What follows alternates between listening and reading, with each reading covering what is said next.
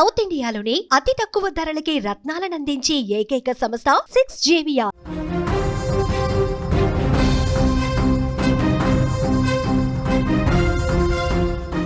హైదరాబాద్లో దారుణ హత్య జరిగింది. మృతుడు రియల్ ఎస్టేట్ వ్యాపారి శ్రీకాంత్ రెడ్డి. నమ్మిన బాడీగార్డే మిత్రుడితో కలిసి అత్యంత దారుణంగా చంపేశాడు. కత్తితో విచక్షణ రహితంగా దాడి చేశాడు. ఒక నిందితుడిని పట్టుకున్నారు అక్కడ స్థానికులు. మరొక నిందితుడి కోసం గాలింపు ముమ్మరం చేస్తున్నారు. స్థిరాస్తి వ్యాపారంలో ఆర్థిక లావాదేవీలే ఈ హత్యకు కారణంగా తెలుస్తోంది. విధుల్లో నుంచి తొలగించినందుకే పగ పెంచుకున్నాడా? దీని మీద కూడా చర్చ వినిపిస్తోంది. ఇటీవలి కాలంలో చిన్న చిన్న విషయాలకే కోపాలు కక్షలు విపరీతంగా పెంచుకొని ఇంతటి దారుణాలకు తెగబడుతున్నారు. కేవలం ఈగోతో ఎదుటివారి ప్రాణాలు తీసేయడానికి ఎక్కడా కూడా వెనుకాటం లేదు. ఒకప్పుడు ఆస్తులు అంతస్తుల కోసం హత్యలు జరుగుతుండే, కానీ ఇప్పుడు పరిస్థితి మారిపోయింది. కేవలం ఇద్దరి మధ్య మాట అనుకుంటే ఒకరికొకరు ఇష్టం లేకపోతే చాలు, వాడు ఈమె భూమి మీద బతకటానికి వీల్లేదు, నన్ను ఎదిరించిన వాడు, నన్ను తిట్టిన వాడు నాకు ఇష్టం లేని వ్యక్తి ఈ భూమి మీద బతికి ఉండకూడదు అనే ఇలాంటి భావజాలం పెరిగిపోతుంది. ఇలాంటి ఒక సైకో మనస్తత్వాలు ఈ మధ్యకాలంలో పెరిగిపోతున్న పరిస్థితి. ప్రాణాలు తీసేంత స్థాయికి వాళ్ళు దిగజారిపోతున్నారు. ముఖ్యంగా కన్నవారికి కడుపు కోత, నమ్మిన వారికి వెన్నుపోటు, ఇలాంటి ఘటనలు మనం రోజు చూస్తూనే ఉన్నాం. నమ్మిన వాళ్ళే వెన్నుపోటు పొడిచారు. కంటికి రెప్పలా కాపాడాల్సినటువంటి వ్యక్తే కత్తికి పని చెప్పాడు. తనకు రక్షణ కల్పించాల్సినటువంటి వ్యక్తే ప్రాణం తీయడానికి కూడా ఆయన పూనుకున్న పరిస్థితుంది. తన దగ్గరే పనిచేస్తున్న వ్యక్తి యజమానిని దారుణంగా హత్య చేసిన ఘటన హైదరాబాద్ నగరంలో తీవ్రంగా కలకలం రేపినటువంటి పరిస్థితి. అతడు ఇద్దరు ఈ ఘాతుకానికి పాల్పడ్డారు. రియల్ ఎస్టేట్ వ్యాపారి శ్రీకాంత్ రెడ్డిని ఇద్దరు దారుణంగా చంపేసి వెళ్ళిపోతున్న క్రమంలో అక్కడి స్థానికులు అడ్డుకున్నారు. ఒకడు పారిపోయాడు, ఒకడిని చుట్టుముట్టిన పరిస్థితి. ఒక్కసారి ఆ విజువల్ మీరు కూడా చూడండి. అతను చంపిన తర్వాత అక్కడి స్థానికులు అతన్ని పట్టుకున్న తర్వాత ఒక దగ్గర కూర్చున్నాడు. కూర్చున్న తర్వాత కూడా ఎంత రుబాబుగా మాట్లాడుతున్నాడు. అక్కడి స్థానికుల్లో మళ్ళీ భయభ్రాంతులకు గురి చేసే విధంగా ఎలా మాట్లాడుతున్నాడు ఒక్కసారి ఆ వీడియో మీరు చూడండి.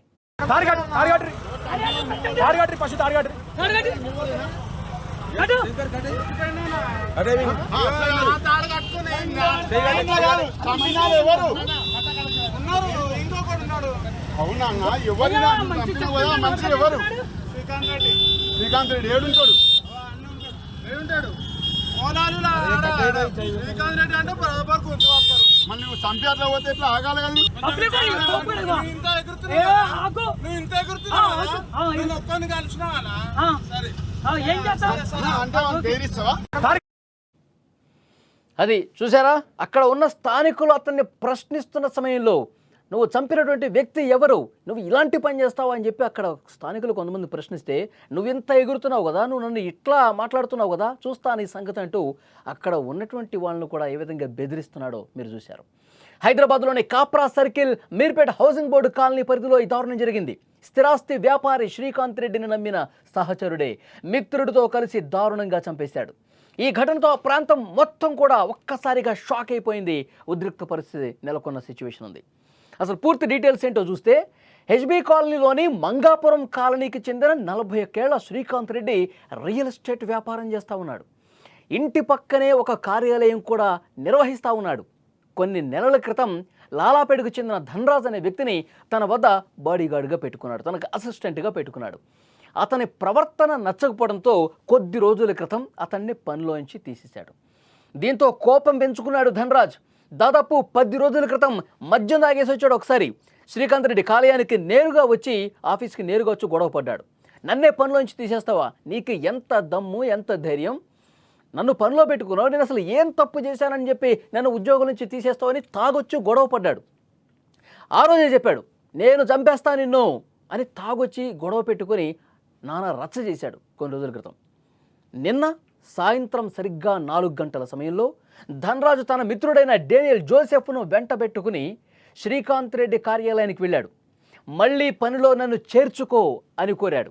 దీనికి శ్రీకాంత్ రెడ్డి సరే అని సోమవారం నుంచి రమ్మని చెప్పి కొంత డబ్బిచ్చి పంపించేశాడు.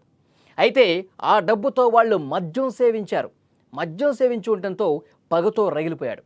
శ్రీకాంత్ రెడ్డి నన్ను చాలా విధంగా ఇబ్బంది పెట్టాడు, శ్రీకాంత్ రెడ్డి నన్ను ఉద్యోగం నుంచి తీశాడు, ఈరోజు నేను అతనికి థ్రెట్గా అతన్ని బెదిరించాను కాబట్టి ఇప్పుడు మళ్ళీ ఉద్యోగంలో పెట్టుకోవడానికి అతను ఓకే అన్నాడు. కానీ అతను మనసులో నన్ను ఉద్యోగంలోకి తీసుకుందామని లేదు, అతని వ్యవహార శైలి నాకు నచ్చలేదని చెప్పి మధ్య మత్తులో వాళ్ళిద్దరూ బాగా మాట్లాడుకున్నారు. శ్రీకాంత్ రెడ్డి మీద పగతో రగిలిపోయారు. శ్రీకాంత్ రెడ్డిని వేసేద్దాం అని ఒక డిస్కషన్ వాళ్ళ మధ్య జరిగినట్టుగా తెలుస్తోంది. అందుకే సాయంత్రం 5:40 సమయంలో శ్రీకాంత్ రెడ్డి బయటకు రాగానే ధనరాజ్ జోసెఫ్ అప్పటికే కాసుకొని కూర్చొని ఉన్నారు. మర్డర్కి ప్లాన్ రచించారు.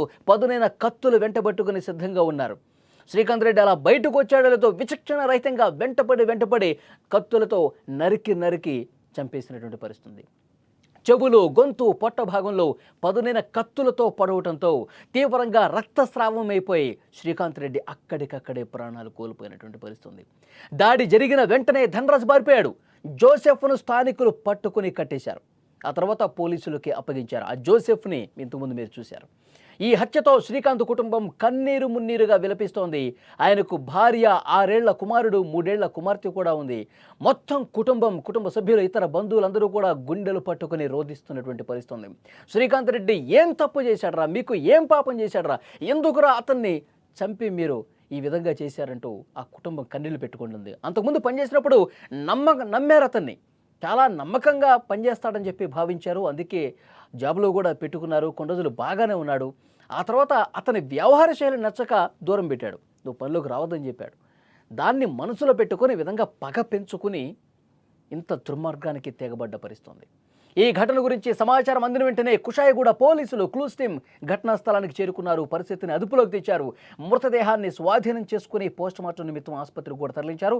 ఘటన మీద కేసు నమోదు చేసి దర్యాప్తు చేస్తూ ఉన్నారు.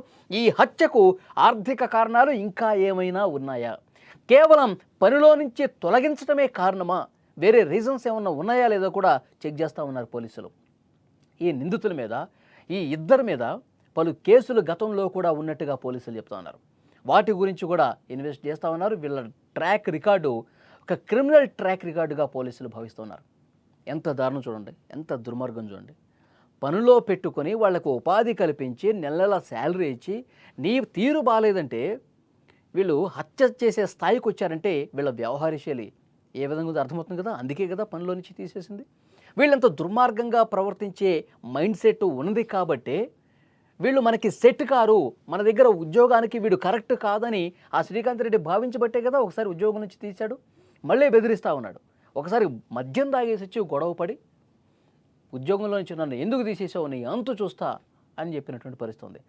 సర్లేరనైనా నేను మళ్ళీ ఉద్యోగంలో పెట్టుకుంటాలే, కొంత చేతిలో డబ్బు కూడా పెట్టేసి సోమవారం నుంచి రా అని చెప్తే వీళ్ళు ఆ ఇచ్చినటువంటి డబ్బుతో పక్కన ఒక బార్కి వెళ్ళి మందు కొట్టేసి పదునైన కత్తులు తీసుకొని మర్డర్కి స్కెచ్ చేశారు. ఇంత దారుణం చూడండి. ఎవరిని నమ్మటానికి వీల్లేదు. ఎవడు ఎలా ప్రవర్తిస్తాడో, ఎవడు ఎలాంటి సైకోయిజాన్ని చూపిస్తాడో ఏమీ చెప్పలేని పరిస్థితుంది. కేవలం ఒక చిన్న గొడవలకే ప్రాణాలు తీసేసే పరిస్థితుంది. చిన్నపాటి మనస్పర్ధలకే తలలు తెగ్గొట్టే పరిస్థితి కనిపిస్తోంది. నిజంగా చాలా దుర్మార్గమైనటువంటి పరిస్థితి. హైదరాబాద్లో క్రైమ్ విపరీతంగా పెరిగిపోతుంది. ఎక్కడ చూసినా చంపడాలు. కూకట్పల్లిలో మనం చూడలేదా, ఒక అపార్ట్మెంట్లో పని చేస్తున్నటువంటి వ్యక్తే, ఇక్కడ కూడా జాబులో నుంచి తీసేసినందుకే కదా కారణం. అక్కడ కూడా పని మనిషే మార్వాడికి సంబంధించిన ఒక మహిళను చాలా దారుణంగా చంపేసి కత్తులతో పొడిచి చంపేసి ఇంట్లో ఉన్నటువంటి బంగారమో సొమ్మో ఏదో తీసుకుని పారిపోయారు. జార్ఖండ్ రాష్ట్రానికి సంబంధించిన పనులు కూకట్పల్లిలో పట్టపగలు అపార్ట్మెంట్లో నమ్మారు కదా పని వాళ్ళు అని చెప్పి గొంతు కోసి చంపేశారు. ఇక్కడ కూడా అంతే. సో ఎవరిని నమ్మాలో కూడా ఏమీ అంతుపట్టని పరిస్థితి కనిపిస్తుంది. హైదరాబాద్లో ఇలాంటి వార్తలు రోజుకొకటి కనిపిస్తూ ఉంటే హైదరాబాద్ అసలు వణికిపోతున్నటువంటి సిచ్యువేషన్ ఉంది. ఈ ఘటనకు సంబంధించి మీరు ఏం చెప్తారు? ప్రతి ఒక్కరూ రియాక్ట్ అవ్వండి. తన దగ్గర పని చేస్తున్నటువంటి వ్యక్తే, నమ్మకంగా ఉన్నటువంటి వ్యక్తే ఇంత దారుణంగా నడి రోడ్డు మీద కత్తులతో పొడిచి చంపారంటే ఎలా అర్థం చేసుకోవాలి? కామెంట్ చేయండి.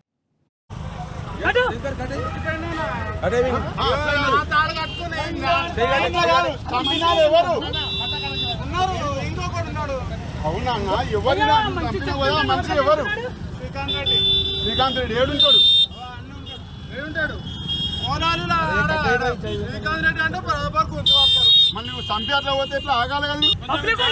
నువ్వు ఇంత ఎగురుతున్నావు నేను ఒక్కడిని కలిసినా సరే ఏం చేస్తావు? అంటే బెదిరిస్తావా?